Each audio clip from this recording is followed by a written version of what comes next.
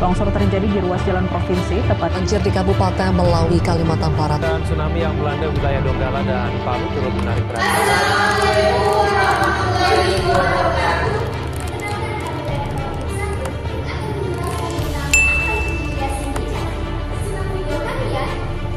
Nah, jadi di sini saya akan menjelaskan mengenai apa itu mitigasi bencana.